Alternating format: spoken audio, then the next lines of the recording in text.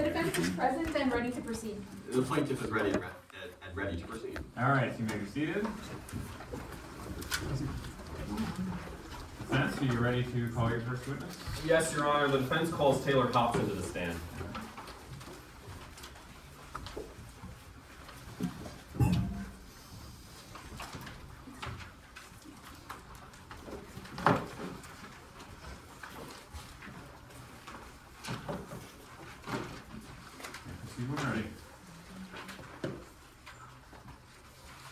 Good morning, Ms. Hobson. Can you please introduce yourself to the members of the jury? Good morning. My name is Taylor Hobson. Ms. Hobson, before we go any further, I want to make one thing clear for the members of the jury. Were you at all responsible in killing your father? No. My father and I had a hard to understand relationship, but I had nothing to do with his death. It was my sister who brought me here today. There's been a lot of talk about you being connected with rodenticide. Why is it? Well, on the train, there was talk about rats, and one of the crew members had given me a box of rat poison. They had said they were planning to distribute it to the other passengers if further issues arise. I don't know if anyone got it or not. I'd like to move now to discuss the relationship you had with your father. How would you characterize that relationship? My father and I, we got into arguments, but we would always reconcile. And things weren't perfect between us, but I knew that he loved me and that he supported me. What was your perception of your father's relationship with your sibling, Shannon Shahid? It was hard, because at the very least my father was responsive to me, but not really to Shannon. From what I saw, there was nothing at all. She was essentially unseen. Objection, Your Honor, to speculation. This witness was not present at the time of every interaction between Avery Bancroft and Shannon Shahid, and to speculate that there was no support at all is speculation. Your Honor, response. I asked Ms. Hobson about her perception of it. Well, obviously she wasn't there for every single one of their conversations. She is aware of how the two interacted and can testify as such, generally. Yes, Your Honor. Ms. Hobson, how did the strained nature of your father's relationship with Shannon Shahid affect this family business? Well, my father spent all of his time mentoring me in the business, and he wanted me to be CEO in the wake of him. My entire life was essentially dedicated to it, and I even spent time as proxy because he trusted me to make decisions when he wasn't there. Shannon just wasn't a part of it. Every single time that Shannon tried to put her foot in, my father always pushed her out. I'd like to move now to discuss something else. Are you aware of the Black Bear Casino fire, Ms. Hobson? Yes, I am. Shannon was having her bachelorette party there that day. Approaching opposing counsel with Exhibit 21. And the witness with the same. Would Your Honor like a courtesy copy? Yes, please. Ms. Hobson, what have I just handed you? This is a copy of an article about the fire. It made headlines everywhere. Is your sister's story mentioned in this article? It is. In the second paragraph, it talks about 4 women who died from a bachelorette party. I have no idea how my sister didn't end up in that room and how she was able to make it out and be here today. Your Honor, the defense moves Exhibit 21 into evidence pursuant to Stipulation 7. All objections have been made. Okay. How would you describe your sister after the events of the Black Bear Casino fire? From what I saw, she was never the same. I just remembered every single time I would see her, she couldn't even smile. She was just entirely different. Does this article ever mention who might have been responsible for the Black Bear Casino fire? Yeah, this entire article, it says it over and over again, our father. A lot of people blamed him for what had happened. And after everything, he ended up leaving the country for a year. Did you ever discuss your father's role in the Black Bear Casino fire with Ms. Shahid? Yeah, I remember after our father left after the fire, I I knew it was difficult, but I told her that I hoped he was okay, that he wasn't dead somewhere, and she was like, I hope he is dead somewhere. No further questions.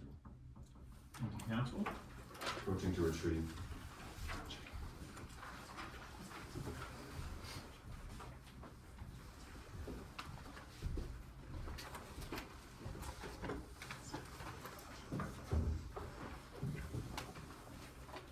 Cross-examination, Your Honor. Yes. Good morning, Ms. Hobson. I actually just want to pick up right where you left off, talking about the Black Bear Casino fire. If I handed these exhibit again, you'd recognize it? Yes, Let the record reflect them approaching opposing counsel and the witness in turn with exhibit 21. So you mentioned there's that section about four women dying in a bachelorette party. Yes, that's correct. And you're saying that it's Shannon Shahid's bachelorette party. It was my sister's bachelorette party. But nowhere in this article does it mention that the four people who died in this bachelorette party were from Avery Bancroft's daughter's bachelorette party. No, it was an extremely private matter, and this article, it was to commemorate the victims a year after the fire happened. Okay, but just to be clear, Shannon Shahid is not mentioned anywhere in this article. Oh, we kept it so private. It was devastating for our family. Okay, all right, I'll take that back from you now. You also mentioned that the train staff, they gave you a box of rodenticide. Yes, I had asked for some because there had been issues with rats on the train. So you asked the train staff for a box of rodenticide, right? Yes, I had. And you said that the staff told you that they might hand out that box to other people, right? They did. Multiple people on the train had complained about seeing rats. But just to be clear, you've heard all three witnesses testify so far, right? I guess I had heard plaintiff witnesses. I haven't heard everyone testify today. But just to be clear, you've heard the three plaintiff witnesses, right? Yes, I've heard those three. And not a single one of them mentioned the fact that they were offered rodenticide by the train staff, right? That's not what I said. They had told me that that was a potential plan. I know, but I'm just being clear, Ms. Hobson. None of them testified about the fact that they were offered rodenticide, whether or not they were, right? Don't think that they were ever asked, so it never came up. All right. Now I want to talk a bit about why we're here. In August of 2011, your father began sending you a $50,000 a month stipend, right? After my mother had passed away from cancer, he began financially supporting me. Exactly. He began financially supporting you, but you started spending that money on the finer things in life. Isn't that right? I did. You own 6 luxury cars, don't you? I do. But you also have your own personal chauffeur. That's correct. And you spend about $10,000 a month on wine alone. Do I have that right, Ms. Hobson? Objection, Your Honor, under 403, more prejudicial than it is probative. Delving into Ms. Hobson's spending habits makes no fact in this case more or less likely. Response, Your Honor? Yes. This line of, if I may proffer, this line of questioning will go to the fact that this financial support, this $50,000, was cut off, establishing the life of luxury that they lived, and then the contrast after the money was cut off is absolutely probative in this case. So you spent about $10,000 a month on wine alone. Do I have that right? That's correct. In the wake of my mother's death, I really struggled with my spending habits. But just to be clear, you had this stipend for 12 years, starting in 2011. That's correct. And you continued to spend $10,000 a month on wine. Yes, I did. You were not saving a single dollar of this stipend. Is that right? No, I was not. But in April of 2023, this stipend got cut off. My father stopped sending stipends, but he still kept supporting me. But he wasn't sending you any money. Is that right? No, he was supporting me through housing and the other things that I needed to be able to keep going while I was serving as proxy. Well, to be clear, in order to maintain your $50,000 a month lifestyle, you had to take out a $600,000 loan from a man named J.C. Longstreet. Is that right? I did take out a loan. And you had to pay J.C. Longstreet $1.2 million by May 1st, 2024, right? That's correct. That was the agreement that we had at the time. That was the agreement, but you had no income at this time, right? No, I did not. So you weren't able to pay that loan. Not at the time, no. Him and I were negotiating and trying to figure things out. Sure, not at the time, but you now owe J.C. Longstreet $2.4 million that's due 2 months from the end of today's trial. Is that right, Ms. Hobson? That's correct. Mr. Longstreet is extremely accommodating, and I was very thankful for the extension. Sure, that's a yes. You now owe J.C. Longstreet $2.4 million due 2 months from the end of today's trial, right? That's correct. And you had to take out this loan through J.C. Longstreet because you had no capital to take out a loan through official means, like a bank. Is that right? That's correct. The houses you owned were under your father's name. Yes, that's how he was supporting me. You couldn't use your cars as collateral. Again, my father was paying them off. And you had no source of income. Is that right, Ms. Hobson? No direct source, but while I was working as proxy, my father still kept supporting me. But Ms. Hobson, you had no source of income. That's correct. In fact, the only source of income you've had since then is right now as interim CEO of Bancroft Estates, right? Can you clarify source of income, or? The only financial source of income you've had since then is right now as interim CEO of Bancroft Estates, right? I wouldn't define that as income, no. But you are getting paid as interim CEO of Bancroft Estates, is that right? Not necessarily. I'm inheriting the estate. But you're getting paid as CEO of Bancroft Estates. I think we may not be on the same page. I'm inheriting the estate. Ms. Hobson, I'm aware you're inheriting the estate, but I'm saying through your position as interim CEO, you are finally collecting paychecks in this position. I guess you could say that. All right, but your CEO. Objection, Your Honor. The opposing counsel will let my witness finish the answer. I'll allow her to finish the answer. Your Honor, I inherited the estate, and so the parts of the will, I inherited them. I wouldn't describe it as paychecks. Majority of the estate is not actual liquid cash. All right, but just to be clear, you'll lose that position as CEO you'll lose that position as CEO if you lose today's trial, right? Not necessarily, no. Well, you'll lose the shares that you own in Bancroft Estates. That's correct. You'll lose the houses that you own. That is correct. And you'll lose the $380 million that you've inherited. Isn't that right? That is correct. Just to be clear, your entire adult life was structured around getting this inheritance. Isn't that right, Ms. Hobson? That's what I was talking about on direct. My father spent his time mentoring me so that I could be able to run the company when he was. But to be clear, your entire adult life was structured around getting this inheritance. Yes or no, Ms. Hobson? My father structured my life around that. That's correct. All right. But now that we're at trial today, that inheritance is being threatened. Isn't that right? I guess so. That's correct. But this isn't the first time that you've been at risk of losing this inheritance, right? I'm not sure what you mean by that. Well, your father had threatened to take you out of the will before. Isn't that right? I wouldn't completely describe it as that. We had arguments, but. Well, on April 24th, while you were aboard the Mid-Riverine Express, you had an argument. Isn't that right? That's correct. You told your father that he was tarnishing the Bancroft name, right? That was the argument, correct. And in response, he took out a document and started writing on it. Isn't that right? He did. You recognize that document if I showed it to you? I would. Your Honor, let the record reflect I'm approaching opposing counsel and the witness in turn with what has already been entered into evidence as Exhibit A. You should already have a copy. Yes. That's that document that he started writing. Isn't that right? That's correct. This was an extremely heated argument. Exactly. Management. Oh, sorry. You can finish your answer, Ms. Hobson. The management of the business had been very stressful between the two of us, and a lot of the arguments that we had were extremely intense. All right, but I just want to read a few portions of this. You can confirm if I read it right, okay? Okay. At the top, it says, last will and testament of Avery Bancroft, right? I read that right? Yes, you did. Objection, Your Honor. The plaintiff has already taken time out of their case in chief to read excerpts of this evidence into the record. This is already entered into the record and submitted to the jury. And I'm further reading more, the same stuff that has already been read onto the record earlier. It is just cumulative at this point. Response, Your Honor? Yes. This isn't just going to reading it onto the record again. It's showing Ms. Hobson's knowledge of this document and the contents of it. It's going to her knowledge, and it's not needlessly cumulative. Your Honor, response?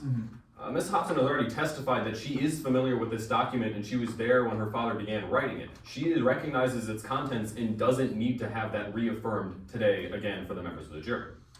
I'm gonna overrule, but be careful about how many questions you ask that involve just sort of reaffirming what we've already heard. Yes, Your Honor. So again, to clarify, top says last will and testament of Avery Bancroft. Yes, it does. And in that second paragraph, it says that I give the entirety of my estate to the Black Bear Casino Fire Victims Fund. Did I read that right? That's correct.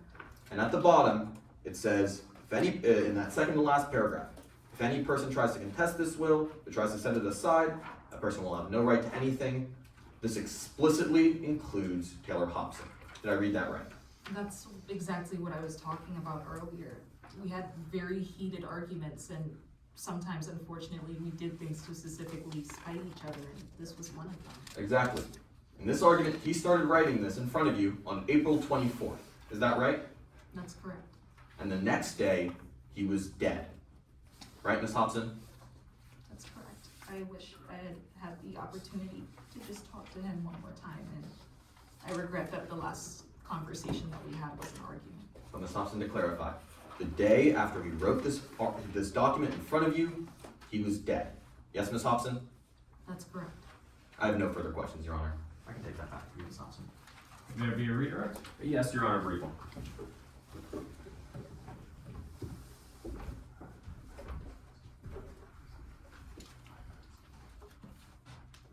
Permission to approach the bench to retrieve exhibit 8. Oh, yes. And 10 back, please. Ms. Hobson, do you have any reason to believe that your father would execute this will? Objection, Your Honor, to speculation.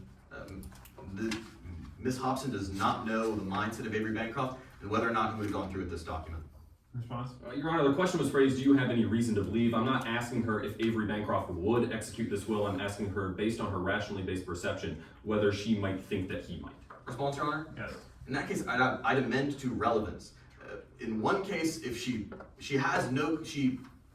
knows the answer, it would be speculation. And if she doesn't know the answer, then it's not relevant. It's either speculation or it's relevance, Your Honor. I'm gonna overrule. Yes, Your Honor. Ms. Hobson, do you have any reason to believe whether your father would actually enact this will? No.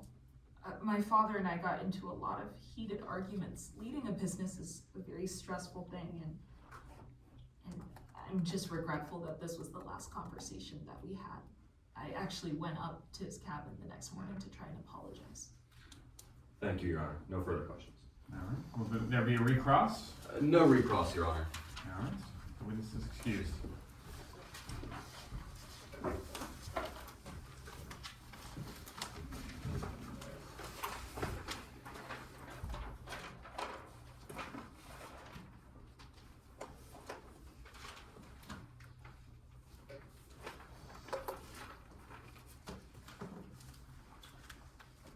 All right, is defense ready to call the next witness? Yes, Your Honor. The defense calls Harley Kim to the stand.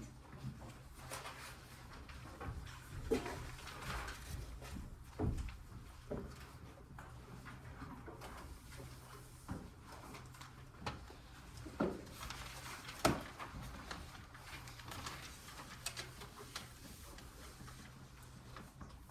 may proceed. Good afternoon. Would you please introduce yourself to the members of the jury? Hello, my name is Harley Kim, testifying live from Midlands County Courthouse for Blitz News Network. What do you do for a living, Miss Kim? Well, I'm an investigative reporter for BNN, Midland's top media source for all the news that's unfit to print. I was recently responsible for finding Timothy Chalamet hiding out in Watertown, Minnesota, where he was practicing for his new role and the most recent adaptation of Killer Clowns from Outer Space. Are you familiar with the Mid-Riverina Express? Yes, I am, Counselor. I was aboard the Mid-Riverina Express. My job took me there as I was asked to investigate media mogul Avery Bancroft. How did you know of Avery Bancroft? Well, he was infamous. He ran the top media company in Midlands, Bancroft Estates. How did you begin investigating the story?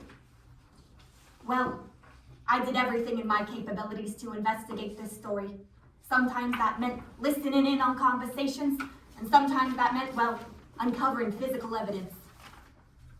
physical evidence? I'll do anything to get a story. It's my duty as a reporter. Well, sometimes it involves entering unattended cabins. Well, I'd like to talk about the security on the train. Whose cabins did you enter? I entered the cabin of Avery Bancroft as well as the cabin of Taylor Hobson, although I didn't find anything to help my story. How were you able to enter Taylor Hobson and Avery Bancroft's cabin? Well, it was actually pretty easy. Those cabins, they were unlocked, so I Objection, Your Honor. simply... To misleading the jury, if I may. You may. This witness is attempting to testify that Bancroft's door was unlocked. They are using this to imply that it was unlocked on the 25th, whereas this witness has not specified what date she entered this cabin. We would ask that unless this date is entered and what time this was, this is misleading the jury. Can you have the witness specify when this occurred or when they found the door locked? Sure. Now, when were you able to enter Avery Bancroft's cabin? I believe it was either the 23rd or the 24th. Now, how were you able to enter into his cabin? Well, I simply waltzed right in. The cabin was unlocked. I was surprised of the lack of security given the infamy of the Bancroft family. So, you mean you didn't have to have a key? Any Tom, Dick, or Harry could have waltzed right in there. I'd like to talk about whether Avery Bancroft supported one daughter more than the other. Did you find anything in Avery Bancroft's cabin? I found a lot in his cabin, including his bank statement. Let the record reflect that I'm approaching opposing counsel with Exhibit 22. Approaching the witness with the same.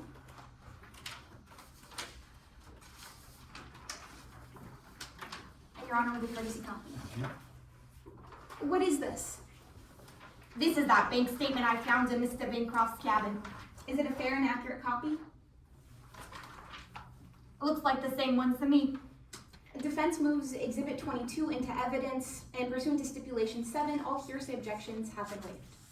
All right, any non-hearsay objections to this, or? No, Your Honor. All right, that's admitted. What did you learn from this bank statement? Well, I learned that Taylor had one lucky daddy. He was transferring her $50,000, $50,000, $50,000, seemingly every month. And did you see on here if he had ever sent anything to Shannon Shahid? Yeah, I see on March 20th of 2024, he sent Miss Shannon $50.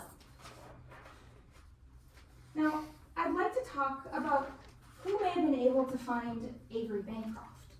I'm approaching this witness with what has already been entered into evidence as Exhibit 21. Are you familiar with this article? Yes, I am. This was a tribute to the victims of the Black Bear Casino. When you read this article, did you see anything about Avery Bancroft's location? Yeah, actually, it said that some guy was tracking him down. It says that they made a website in order to keep a tab on his location. Does it say anything else about where Mr. Bancroft was seen? It says that he had been located in Australia. And Miss Kim, when was this article published? Oh gosh. It looks like it was December 18th of 2023. I have no further questions. I'm approaching this witness. Counsel?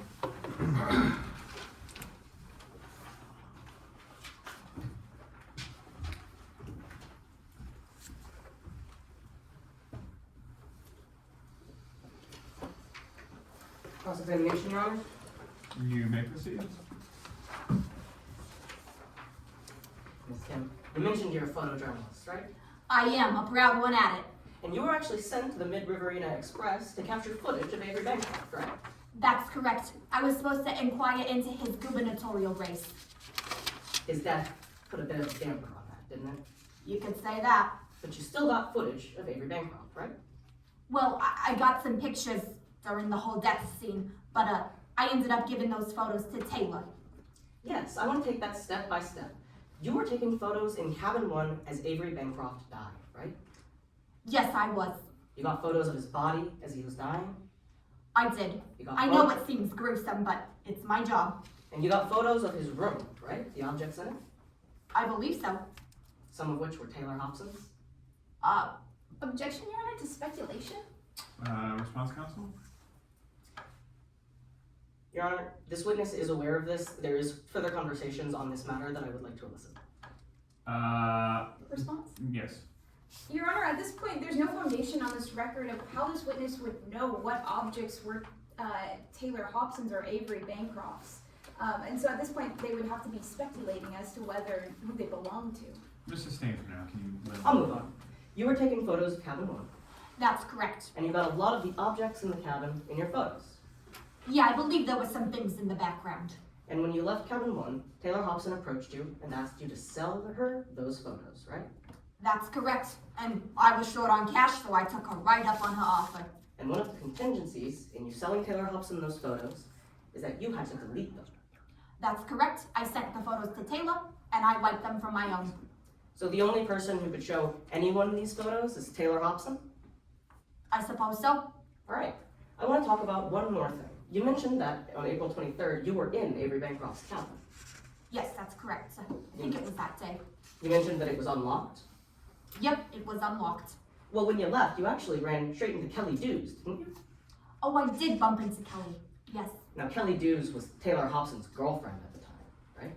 Yes, they were quite the lovely couple. And Kelly Dews was holding a pair of keys.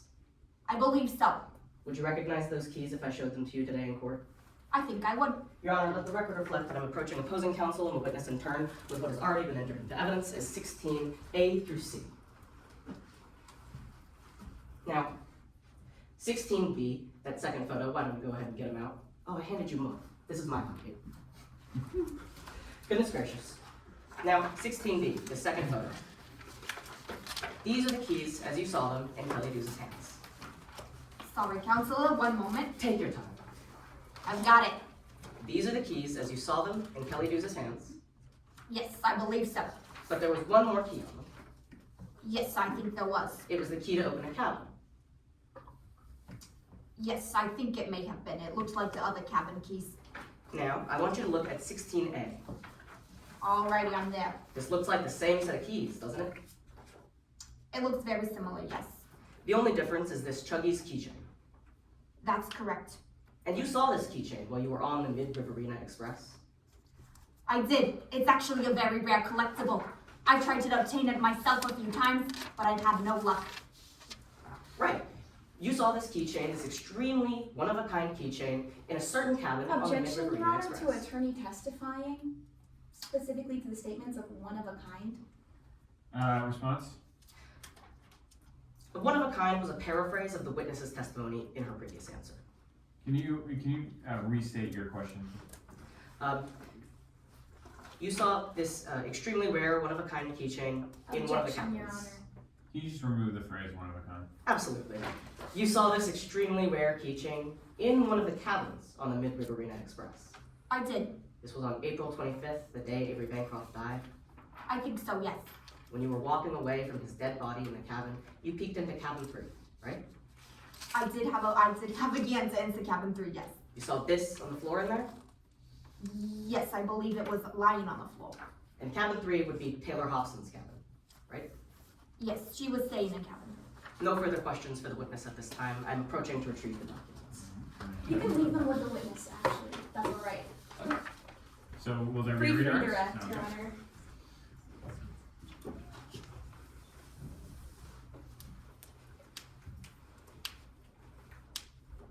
Now, Miss Kim, did Taylor Hobson ever tell you why she wanted those photos of her father's body? Yeah. Objection, Your Honor, to hearsay at this time. I'll allow the witness to answer and then I'll reconsider if the objection is received. That's fair. Well, she didn't want the paparazzi to have access to those images, which is understandable. Even though I, as the paparazzi, would have Objection, loved Your it. Honor. I'd actually like to amend my objection at this time to speculation. While this witness can talk about what Taylor Hobson said were her motivations for buying those photos, she cannot state what they were. I would ask at the very least that the attorney rephrase. Counsel?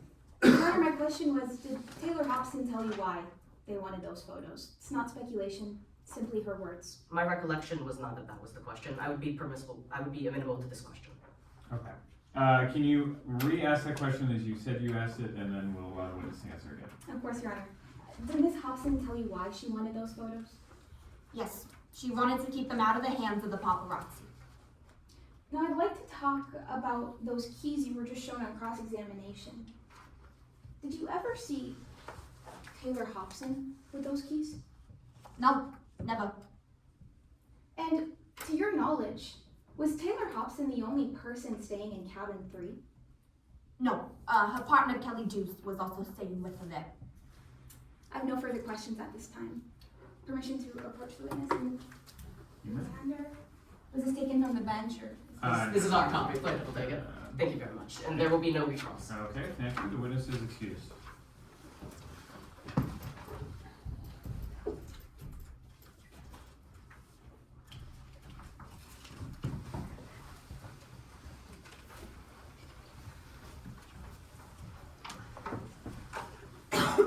Defense ready to call its next witness? Yes, the defense calls Dr. Dana Haskins.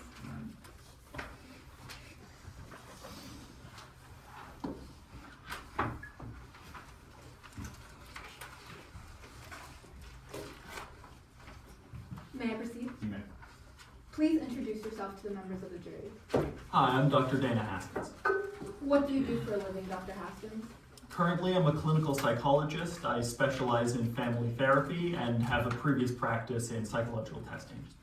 Can you tell us a little bit about your education?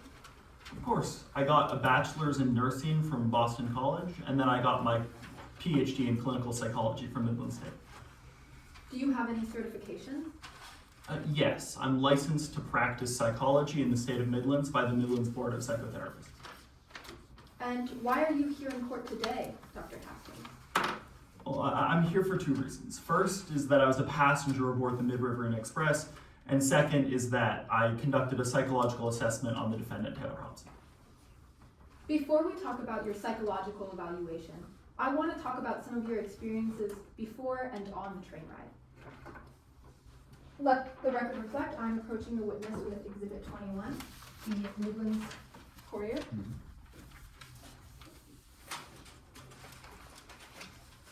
Now, Dr. Haskins, do you recognize this document?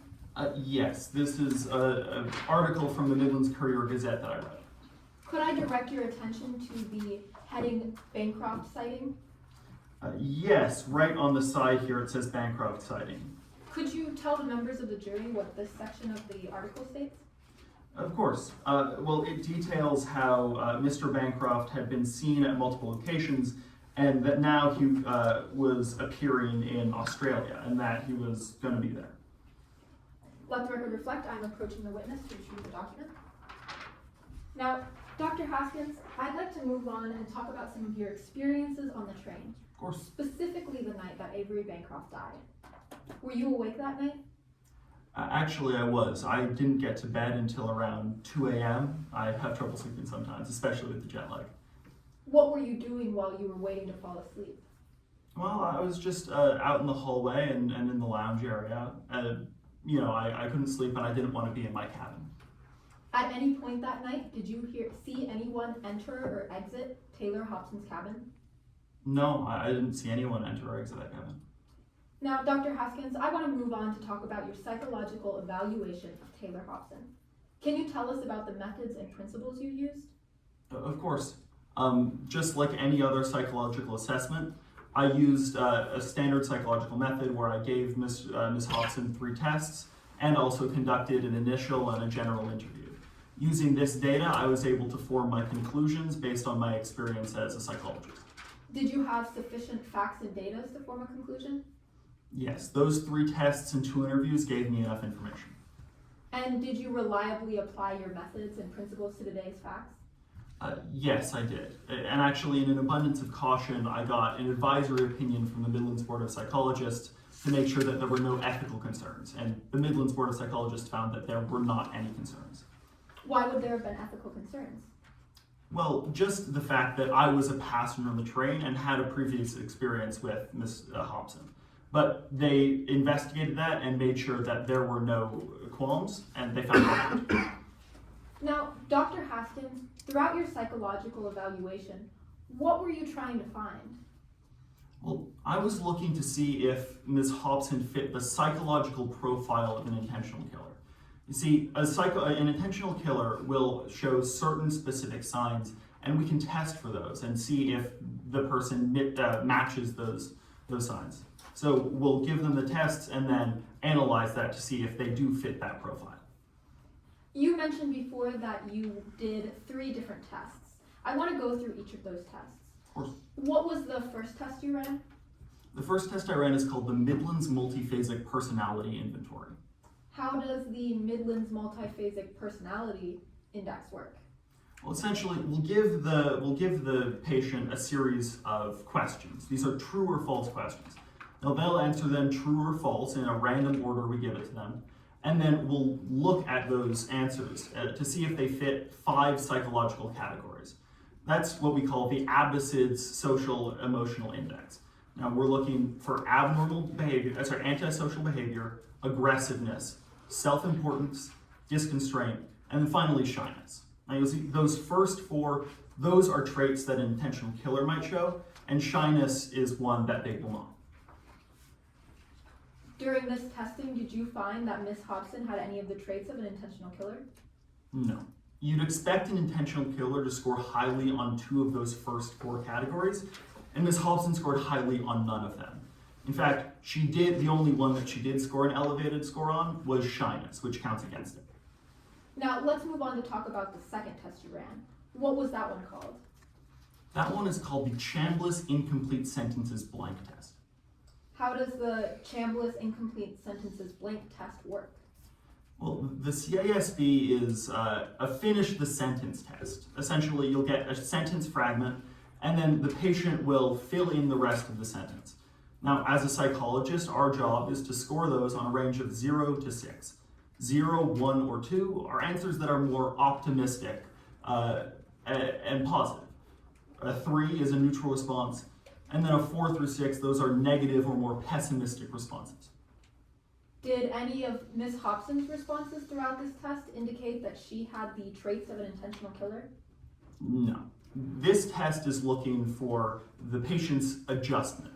Now, you'd expect an intentional killer to be maladjusted. That means having a score over 70. Now, Miss Hobson, the way she scored in the normally adjusted range. Now, let's move on and talk about the final test you ran. What was that one called? That's called the Thematic Apperception Test. How does the thematic apperception, how does that test work? Of course, and I know it's a mouthful, so we just call it the TAT. Essentially, the TAT will show them a series of pictures, and we'll tell them to create a story based on what they see in that picture. Now, we tell them to make as dramatic a story as possible. And in doing that, that gives us a third person view about how they're thinking and allows us to get to know them more as a person and how they think. During the TAT, did Miss Hobson tell any stories that indicate she has the traits of an intentional killer? No. Ms. Hobson's answers there did not show that she had the traits of an intentional killer and helped me inform my other assessments. Now, Dr. Haskins, throughout all of your testing, did Miss Hobson ever respond in a way that would indicate she's capable of killing her father? No. Ms. Hobson did not show the traits of an intentional killer, and it's my professional opinion that she wouldn't have used violence to harm her father. In fact, Ms. Hobson didn't score highly on any of the things that we would expect to see from an intentional killer, and only scored highly on things that count against it. No further questions. Thank you. Cross. Yes, cross-examination, Your Honor. May I approach? You may.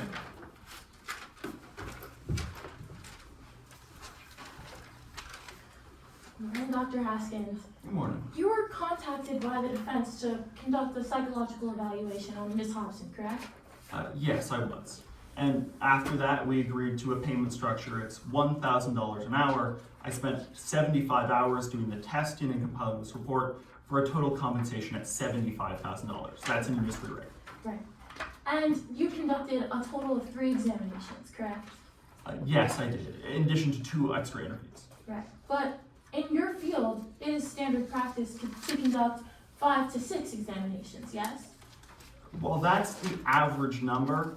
The number is 3 to 7 about. So the amount I conducted was absolutely within the amount that we should conduct. And the reason I did that is because that reduces Dr. fatigue. Haskins, 5 to 6 is the average. Objection, I asked that the witness be allowed to finish the answer. It was responsive to the question. I'm gonna allow counsel to proceed. So the average is 5 to 6, Dr. Haskins. Yes, that's the average, but 3 is still well within the normal range. But you would agree that more testing would yield more accurate results, correct? It can, but that's in under 15% of cases. In over 85% of cases, that amount of testing will be equally accurate to more tests. But regardless, you only conducted 3 to save time. Yes, that's to reduce fatigue and make sure that we can get the testing all done in one day. And that will, because fatigue will lower their ability to accurately score on these tests. So those 2 cancel out. The more information, but higher quality information because they don't have as much fatigue. So yes, and Dr. Haskins, you ruled out subject manipulation throughout the course of this examination, correct? Yes, it's my professional opinion that Ms. Hobson wouldn't be able to hide the traits of an intentional killer with the amount of testing that I did. And Taylor Hobson also self-reported to be unknowledgeable of these examinations, yes? Yes, that's standard practice in our field to ask a patient if they're familiar with these things. Now, Ms. Hobson answered that she wasn't familiar with any of these tests, and I judged that to be a truthful response. But subjects can manipulate their results in these examinations. They can manipulate certain of these tests. For example, the Midlands Multiphasic Personality Inventory, if a patient is overly familiar with the criteria there, they could try to tailor their responses to fit into those criteria.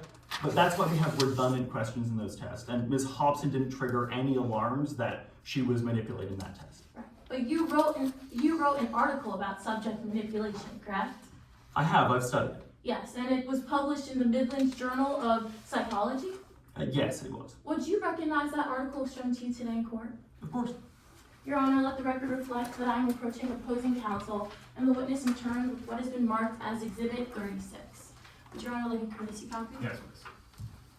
You recognize this article, Dr. Haskins? Yes, I do. This is the article I wrote. It's a fair and accurate copy. Yes. Your Honor, at this time, the plaintiff requests to enter Exhibit 36 into evidence. Any objection? Yes, pursuant to case law, hearsay, case law, American Best Cookie said that self-statements are still hearsay in this jurisdiction. Yes, Your Honor, if I could direct you to Midlands Rules of Evidence, Rule 803-18, statements in learned treaties or periodicals. A publication, according to prong B, the publication established as a reliable authority by the expert's admission or testimony is an exception to hearsay. Dr. Haskins has testified that he wrote this article, that it was published in a Midlands Journal for Psychology, and therefore this is an exception to hearsay. Response, Your Honor? Mm-hmm. Rule 803-18 actually states that statements can be read into evidence, but the entirety of the exhibit cannot be entered, and so this still falls under hearsay and still cannot be entered into evidence. Any response to that, counsel? Your Honor, the plaintiff stands on its previous arguments that Dr. Haskins himself has admitted to writing this article and having it published in a peer-reviewed journal. Therefore, it would fall under 803-18. Response, Your Honor? Yes. Under 803-18, it still states that explicitly, if admitted, the statement may be read into evidence but not received as an exhibit. So, yes. That does seem to be the case to me, so I'm going to sustain that this cannot be received as an exhibit, but that he can testify about this article, but that it cannot be admitted as an exhibit. Yes, Your Honor. Yes, Your Honor. So, Dr. Haskins, you would say that if patients had knowledge of psychology and or have studied psychology extensively, that they would be able to manipulate exams. That's not exactly true. if someone has familiarity with the specific tests, then that could allow them to manipulate a test. But just knowledge, just study in psychology, that isn't going to tell you if someone manipulated the test. Additionally, we still have redundancies within the tests to make sure that we can see if someone is manipulating tests, and Ms. Hobson didn't trigger any of those. Okay, Dr. Haskins, I would like to ask you about your first test in that evaluation, the Midlands MPI, correct? Yes. And this is a true or false test, yes? Yes, it is. And Taylor Hobson responded true to I do not always tell the truth, yes?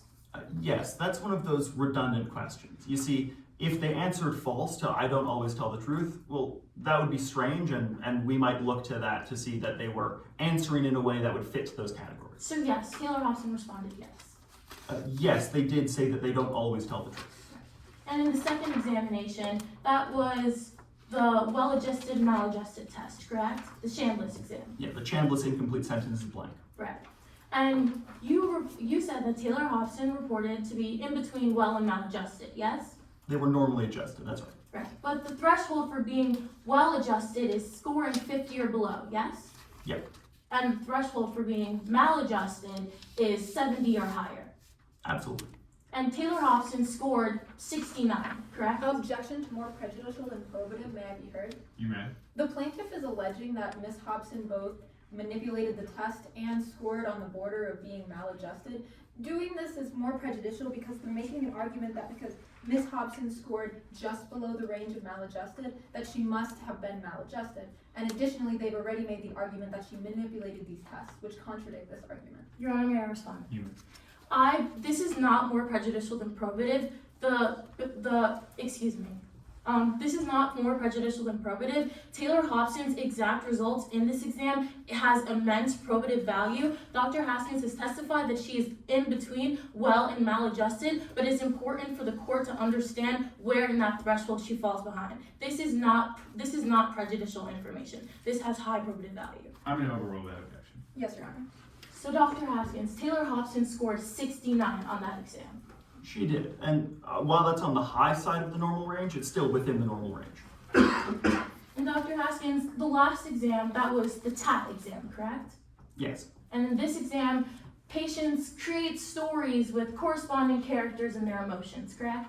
Yes, we asked them to come up with the most dramatic stories they possibly can, and then we'll look at that to see, to get an insight into how they're thinking. Now, the stories that they tell aren't true to life depictions of exactly what's happening in their mind. It just helps us as psychologists to inform our entire testing. But Dr. Haskins, even with the dramatic story retellings, you would agree that when a patient tells a story involving weapons or aggression, they are likely to commit acts of aggression themselves. No, that's not true. Now, when you label something as a weapon, that gives us insight into how you're thinking. It could give some more aggressive tendencies, but it doesn't tell us that they will commit violence. Dr. Haskins, is it your testimony today that when patients tell stories of weapons and aggression, it means they will not have feelings of aggression themselves? Sorry, counsel, could you say that again? Is it your testimony today that if patients tell stories involving weapons or aggression, that they could not feel aggression themselves? Well, they absolutely can feel aggression themselves. All I'm trying to say is that having a weapon in that story doesn't tell us absolutely that this person will commit violence. But it's possible. Of course it's possible. Okay. So Dr. Haskins, Taylor Hobson told a story of a child, correct? Yes, so this was on card B. Now, the story that Ms. Hobson told was that two siblings were in a fight. One of them had a knife, and the other one, the other sibling, the two fought, and then the other sibling was sad afterwards. So Taylor Hobson told a story of a child with a knife. They told a story, and in that story there was a knife on the ground, and they had been in a conflict with their sibling. This was actually something that came up a lot, the conflict between Ms. Hobson and Shannon Shahid. Ms. Hobson was angry at Ms. Shahid for filing this lawsuit against them. So that's a yes to my question, Dr. Haskins. Yes, she did tell a story with a knife. I'd like to transition to the Mid-River Inn Express. You saw Taylor Hobson and Avery Bancroft arguing on the train, correct? Yes, I saw them argue once or twice. And in that argument, Taylor Hobson yelled at Mr. Bancroft, "You haven't given me a dime."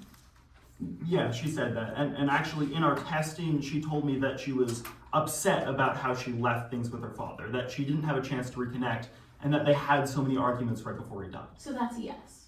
Yes, And Taylor Hobson stormed off and you followed her. I did. And you asked Taylor Hobson what was wrong, and Taylor Hobson said, "It'll all be over soon." Correct? She did say that. We were coming to the end of our train trip. Correct. And on April 25th, when Avery Bancroft was dead, you heard Taylor Hobson say, "I wish I could take it back." She did say that, and again, she clarified this with me in the testing. She told me that she regretted the arguments she had with her father, and that now that her father was dead, she couldn't reconcile with him. So Taylor Hobson said that. Yes, she regretted the argument she had with her father. Now, Dr. Haskins, I only have a couple more questions for you.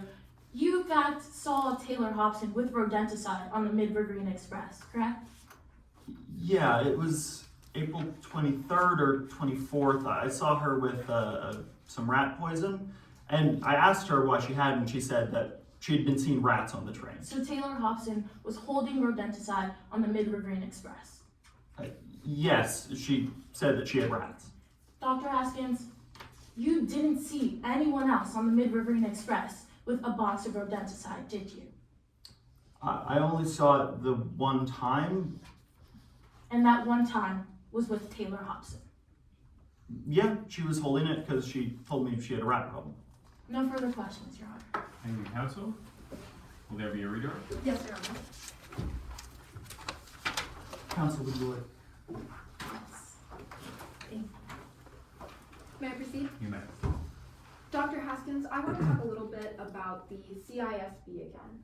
course. Opposing counsel mentioned how Ms. Hobson scored a 69. If she had scored a point or two higher, would that have affected your conclusion? No.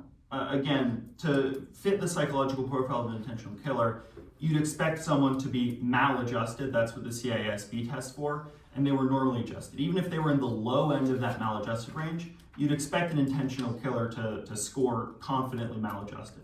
And she didn't score on any of the other ones, so that wouldn't change my overall conclusion, because one test doesn't tell us everything. Now, opposing counsel also mentioned a test involving Ms. Hobson, a sibling, and a knife. Did Ms. Hobson ever tell any stories that involved weapons and her father? No. Throughout all the testing, there was never any violent or aggressive indications towards the father. No further questions. Thank you. Will there be a recross? A brief recross, Your Honor. Okay. Hello again, Dr. Haskins. Hi. And you just said on redirect examination that if Taylor Hobson had scored a point or two higher, it wouldn't have affected the results of the exam, correct? It wouldn't have affected my overall conclusion. If she had scored a point or two higher, she would be in that low end of the maladjusted range. But just being on the low end of the maladjusted range, that wouldn't change my conclusion. So being at 69, if Taylor Hobson scored 1 point higher in 70, she would have been maladjusted. Yes, on the low end. No further questions, Your Honor. Thank you, counsel. Can the witness step down? Yes. Does the plaintiff have any more witnesses to go on? The defense The rests. defense does. Yes. Uh, If time permits, we request a 5 to 10 minute recess. Yeah, before so we proceeding. have about 36 minutes until all loss and about like 17 minutes for closing, so probably like 5 minutes. That would be good. 5 minutes. yes, we'll be back at 12:25. Your Honor, permission to approach and retrieve exhibits. Do you have any exhibits? I don't know who to.